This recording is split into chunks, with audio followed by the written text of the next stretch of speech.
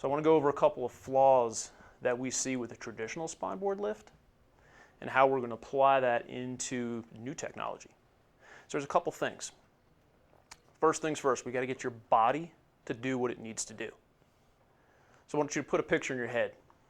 Picture of football player, linebacker. You're not going to watch that linebacker walk up to the line of scrimmage and stand there with his feet together, heels off the ground, leaning forward. Yet one of the first things we do when we go to pick up a spineboard with a patient on it, or for that matter, pick the patient up off the floor, the most dangerous lift we do on the street when it comes to medical calls. And you're going to watch people lift it like this, leaning forward, heels off the ground, and they're going to stand up using their back, completely unaware that we do it that way. So when we get ready to do anything, whether it be a spineboard lift, stretcher lift, patient transfer, doesn't matter what it is, what I want you to think about doing are 5 steps. Number 1, think about rooting your feet to the floor. What does it mean to root? Glue your feet to the ground. Make sure you have a wide base of support, feet firmly planted. When your feet are firmly planted at a wide base of support, shoulder width, it naturally makes your hips contract. It's a ready stance. So think of that linebacker picture. If our glutes contract in our ready stance, it helps support our back. So there's your first 2 steps. Root the floor, linebacker stance, or what we would call hinging the hips. From there, always make sure your head is up. You'd be surprised when we do some of these lifts, transfers, that right when we go to take the load, we go from this good position to a bad position because we're looking down. Forces the head forward, putting an incredible amount of strain on the cervical spine. A neat way to think about it, right or wrong, because a lot of times it's hard for us to feel it, is take something we have laying around the station. So one of the things you can do is you can take something simple from a training standpoint, like a broomstick, and you can place it on the back.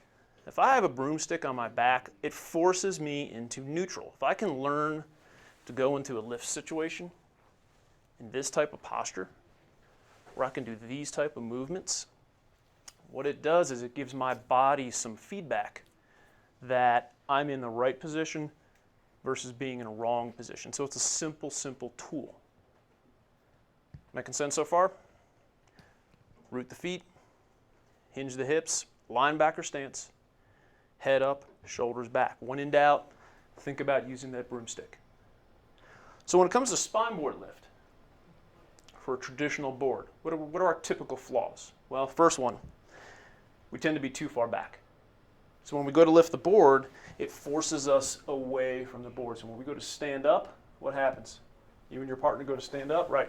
Somebody pulls forward, you guys get that seesaw. So somebody ends up doing that mechanic. So flaw number 1 is we're too far away. Number 2, as I already said, your heels are off the ground. You guys are power lifters. You ever realize that? The true definition of a firefighter or paramedic, you guys are highly trained scientific power lifters. You move heavy objects all the time in athletic stances. But you would never see that football player or that power lifter walk up to something heavy, 1, 2, 3, lift, and just do it without thinking about how they position their body. You watch a power lifter in the Olympics, they're always thinking about foot position, head position, abs tight, shoulders back, and then they do the lift. So make sure feet are shoulder width apart, abs are tight, head is up, heels are on the ground. Now there's always a little controversy about, do we pick up the board palm up, palm down?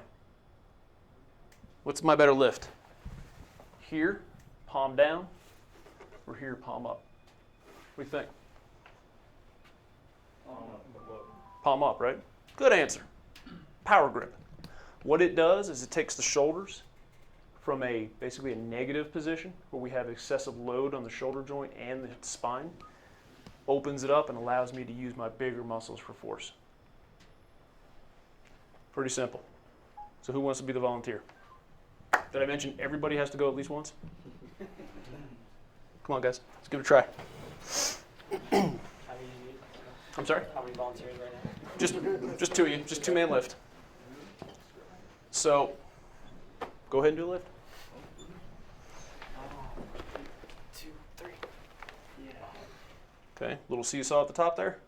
Okay, go ahead and set it down. All right, so here's what happens. Not bad technique, better than average.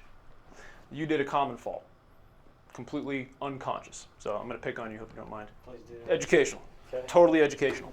Well, a lot of times what we end up doing unknowingly is you guys actually had great position. Feet were good, looked at each other, eyes were up, head was up. Right when you took the load, you kicked your hips back. So what you did is you took this great athletic stance and then you just loaded it on your back. We see that with stretcher lifts a lot too. Unconscious. So what you want to think about doing, come with me. Okay. What I'm going to say instead of 1, 2, 3 lift is ready, press your abdominal wall out. So I'll say brace and then lift. Ready, brace, lift. Straight up. See where the board came? Against my body. Abs are engaged, shoulders are engaged. Ready, brace, down. Beautiful. Try it again. Okay. Ready, brace, left. Better. It was better that time. Okay, ready, brace, down. Awesome. Let's get 2 more. Thanks, guys. Thank you. The quicker you volunteer, the quicker y'all go home. Come on.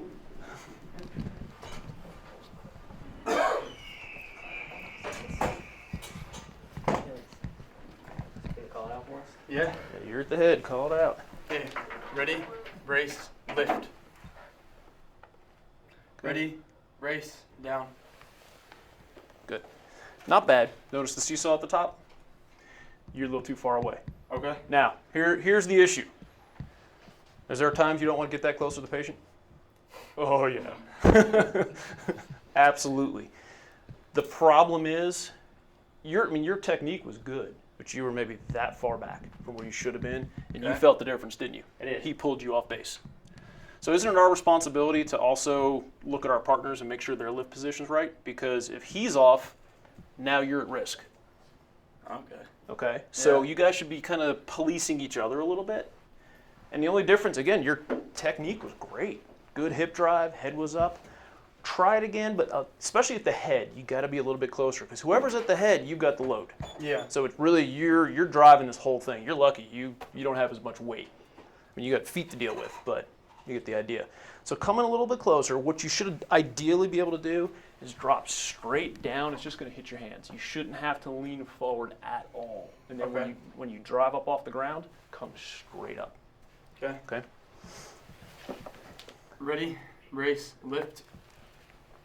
Ready, brace, down. Good. Better that time. Less sway.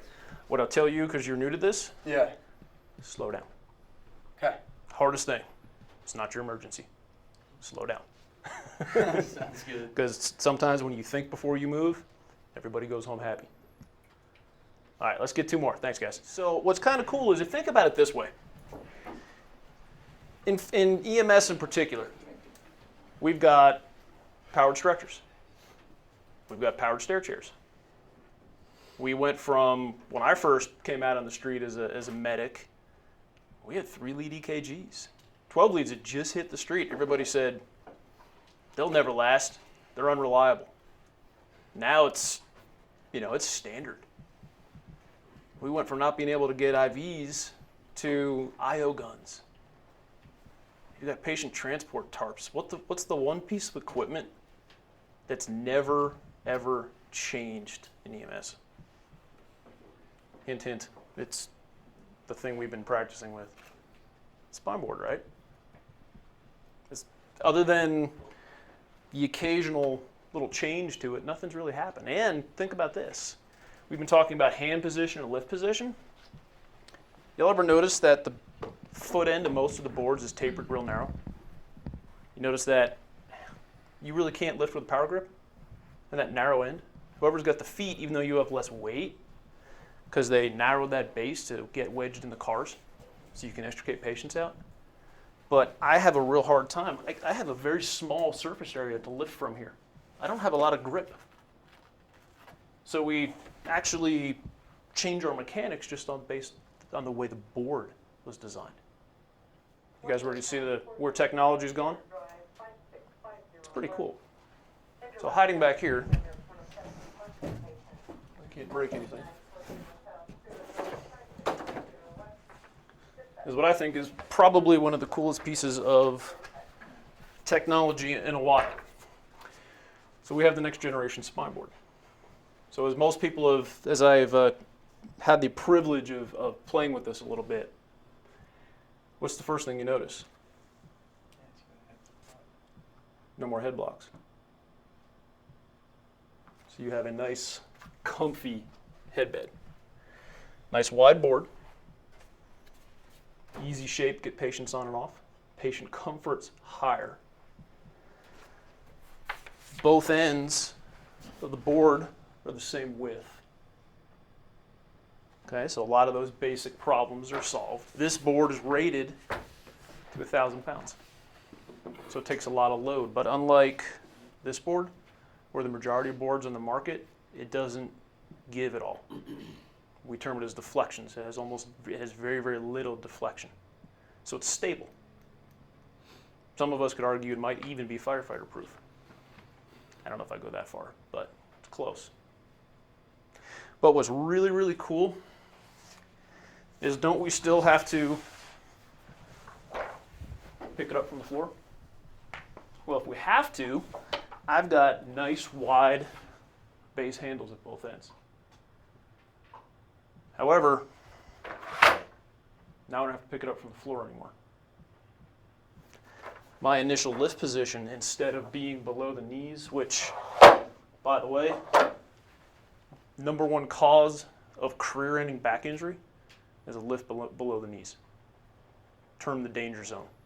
The load on your spine, I don't care how good your technique is, I don't care how strong you are, the load on your spine when you lift from below the knees is excessively higher than when we initiate the lift from about knee height or up.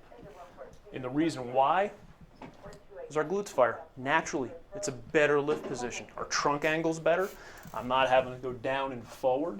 And depending on my patient's height, depending on how messy the patient is, I now have something that I can get around, and I can lift straight up with great posture. Pretty cool. Pick it up like it was a traditional board. Remember, ready, brace, lift.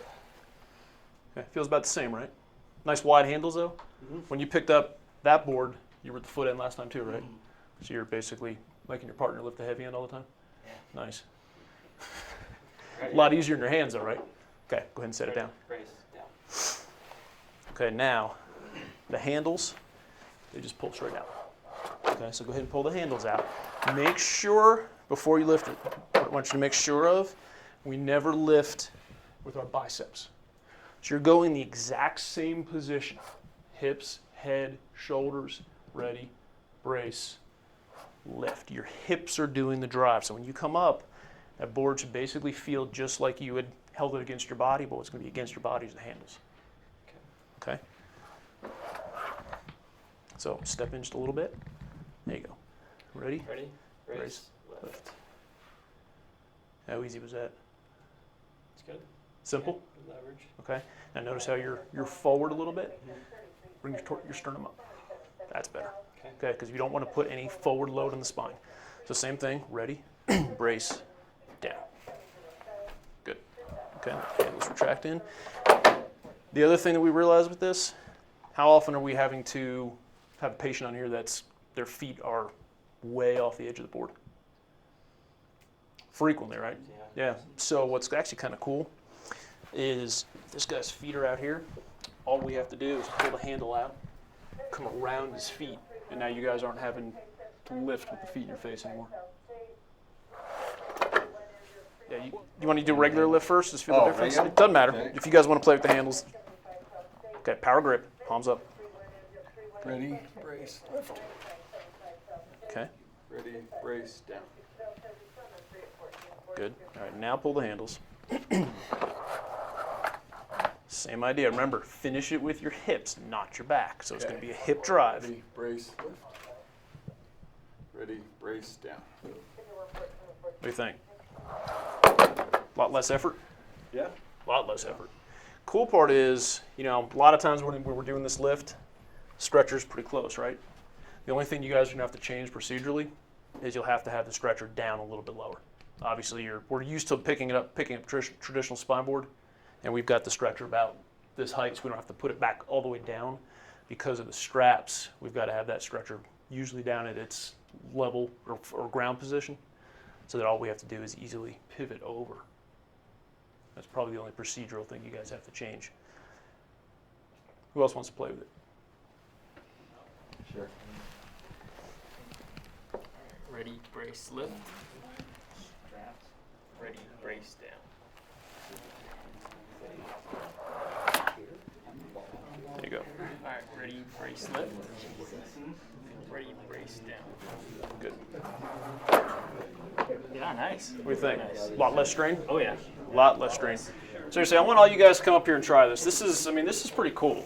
All right. You guys are literally witnessing something that's game-changing in EMS. So go play with it a little bit. I can't play with this. Ready? Red, brace, lift. Oh, nice little hop at the top there. Ready, brace,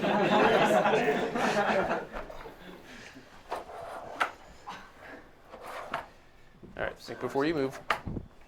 Not the bicep. Now remember, yeah, don't go. Here's the thing I've seen with this is, for whatever reason, we're so used to picking up stretchers and spine board, we tend to want to get underneath the handles. Stop when your arms are straight. That way, when your head up is shoulders back, ready, brace, hips bring you up. Okay? Don't let your biceps do it. Ready, brace, lift. Good. And let's move to the gurney. Boy, that came up a long ways. So what we're And ready, brace, down. good. So ideally, and we're going to go play with this in the garage in a little while. If the gurney was right here, what you would do is you would stand up, and you're going to take a shuffle step to the side, and then we'll do a pivot slide where the head goes on first, and then the feet follow it. That way, you're still using the straps to your full mechanical advantage. But how easy was it to pick it up with the handles out? With straps. Yeah. Right. Didn't feel like you were working real hard. Okay. Awesome. And that was kind of the athletic picture I was trying to paint with you guys earlier. Even a power lifter, they're not picking anything up off the floor. Their bar height is about the same height as these straps. And they have almost a non-existent history of back injury because they think before they move. They pre-position their body. They're not, if they are doing a powerlifting grip, they're over under, which is not how we're going to lift this thing. But you're exactly right. That's what I said. You guys are public safety athletes. It's what you do, but we've never thought of ourselves that way before. So you're spot on. It's exactly what it is. And the only thing we've got to change, because now that we've reduced the torque and the load in the spine, we've just got to modify kind of our SOGs, if you want to think about it that way, about how we're going to put that on the spine board. And what you guys will see is this thing on stairs is awesome. Because the person at the top has the handles out, the person at the bottom keeps the handles in, so now your angle of carry is way reduced. So it makes your job a lot easier. So it solves a lot of different problems, gives you a lot of solutions that you probably haven't already, you've been using other tools for. Because, yeah, stair chair is awesome, but there are times that you can't put them on a stair chair. If you've got a suspected hip or femur or something like that, now you have a tool that really does help. Please, play. Ready, brace, lift. You guys like popping at the top. You finishing with your backs. Nice. Nice technique. Ready, brace, down. Okay, head up, shoulders back. Ready, brace, lift. Good. So does that swing quite a bit when you're... Well, it's going to naturally move a little bit. Ready, brace. But you got to remember what you've been used to is this dead weight that puts all of the load on your back, your knees, and your shoulders. And now you have none of that dead weight because we've cut that lever arm out completely. So that's why when you come up, just stop for a second. Same thing with a spine board. You're not gonna pick the spine board up and just start walking. Start running with it. You know, you're gonna stop for a second and think about where you need to go with it. This is no different. It's just this is a new tool, and with a new tool, you've got to change old behaviors, right? Right. That's the biggest thing. That's the biggest thing. But you'll be surprised on scene. It is in a 4-person carry. Oh man, this thing is awesome. If you guys have to go 4-point, what's nice about fire service, when you guys roll into a scene, for the most part, you got at least 4 people, right? For the most part. Yeah. Okay. Let's get 4 people up here real quick. Normally, when you're 4-pointing a spine board, and be honest, is it safe at all? If you have a 4-sided, no. You're in all kinds of weird torqued positions. So what I want you guys to do, stand at the side of the board, underhand grip this time. Sit back this way, and we're going to same command, ready, brace, lift. Everybody facing the same direction now. So like you're going to walk it. Yep, turn around. So same start position. Okay. Brace, lift. Awesome. Take a couple steps if you want to. So easy it is to carry it. Anybody feel like they're working hard? That's pretty good. Yeah, it's pretty easy, right? Okay. Take a couple steps back just so it's back in the middle of the room. Ready, brace, down. Good. Awesome, guys. And you know what? Not a single one of you have used your backs since you started with the straps. So from a solution standpoint, it's pretty cool. I was actually in south of Las Vegas yesterday, working with the fire department there, and we brought them a board to play with. And they do a lot of desert rescue type stuff where sometimes even the Stokes is difficult for them to 4-man, 6-man carry. And we actually took this out on a rocky terrain where their footing is off, and the straps actually gave them an advantage because as they were losing a little bit of footing going down these steep grades, that little bit of extra give, patient felt no additional sway, and they actually had better control over the board. So I think as you guys play with it, you'll start to see a lot of different solutions with it. Rob, do you want to describe the headbed a little bit better for him? Well, the headbed was designed to be comfortable for the patient, just as the patient channel is very comfortable for the patient. You guys, I don't know if you guys use back rafts, but it's designed to create more comfort for the patient because sometimes the patients are left on boards for a long period of time. So when we looked at developing a board, we wanted one that's going to work for the patient and for the lifter. The real reason for the board coming into existence for you guys, it was for back injuries from the paramedics. But since we were making a whole new board, we figured, well, let's make it good for the patient as well. And the headbed, I see people coming in on cardboard, on plastic, on foam, all kinds of different head immobilizing devices. But almost everybody's taped down these days. So really all you need is a cup that holds the back of the skull, and it stabilizes them completely as soon as you put tape across the forehead. So that's where that came from. The other benefit is it lives on the board. My goal when we did this was to decrease the amount of steps that you guys go through. Because when you're on a scene, you're out at, and I don't claim to know what you guys do exactly, but I know what you bring to me.